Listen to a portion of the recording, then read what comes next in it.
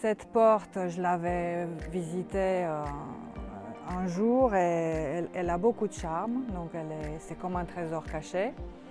Donc quand j'ai été sollicitée pour venir travailler dessus, ou en tout cas proposer de travailler dessus, j'ai été contente en effet. Et on voit que c'est un ouvrage qui est technique, qui est assez complexe. Elle a subi des transformations, c'est-à-dire que c'est une porte qui pourrait être du XIIe siècle, mais qui a été transformée au XVIIe, a été restaurée à plusieurs reprises, notamment au XIXe siècle.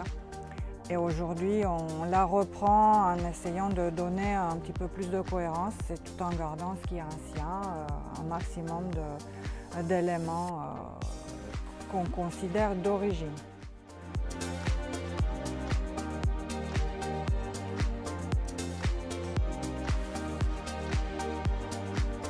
Une contrainte qu'on a, et là où c'est difficile, c'est vraiment la porte en elle-même.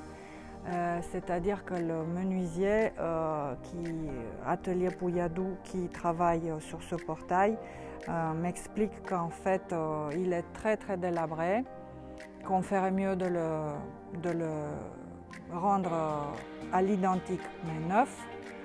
Et donc on essaye quand même d'apprivoiser ces vieux bois pour qu'il reste encore un moment avec nous.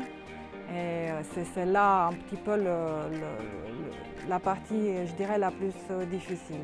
C'est une partie de détail, mais voilà, pour le moment, le problème est, je dirais, là.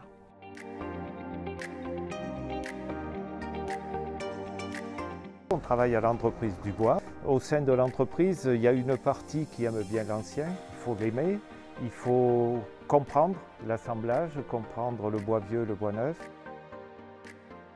Il faut retrouver le vieil outil, la vieille technique et la façon de faire, la façon de monter, la façon d'assembler. On travaille en monument historique depuis 20-30 ans, largement, et on a l'habitude de travailler sur les bâtiments classés, bâtiments monuments historiques de la Corrèze, en gros du Limousin.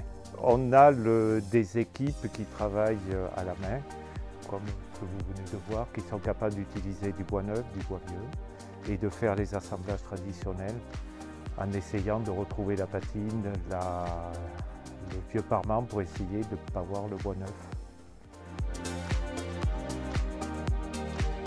On a la mise en place de barreaux qui sont tournés, qui sont très œuvrés, dans un pan de bois plus traditionnel. On restaure à l'identique, on adapte, on fait comme on peut, mais on ne crée pas. Donc, il faut retrouver tout le temps un esprit de l'ancien, de ce qu'il y avait avant.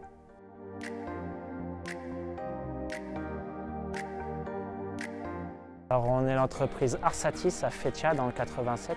On est spécialisé dans les bâtis anciens, dans la maçonnerie pierre et tout ce qui est monument historique.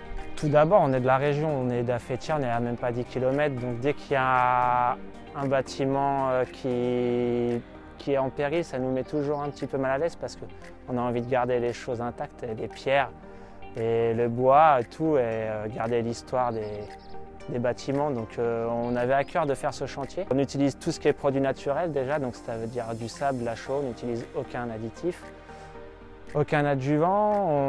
On essaye de garder toutes les anciennes techniques, c'est-à-dire que du coffrage bois, tout ce qui est coin en chêne, et voilà, du coulis de mortier. On a eu différents rendez-vous. Il y a des lots qui n'ont pas eu de réponse sur les appels d'offres. C'était en stand-by, ils ont peiné à trouver des entreprises qui voulaient bien faire des offres, et du coup après, une fois que tout le monde a été trouvé, ça a été lancé et on a commencé à intervenir.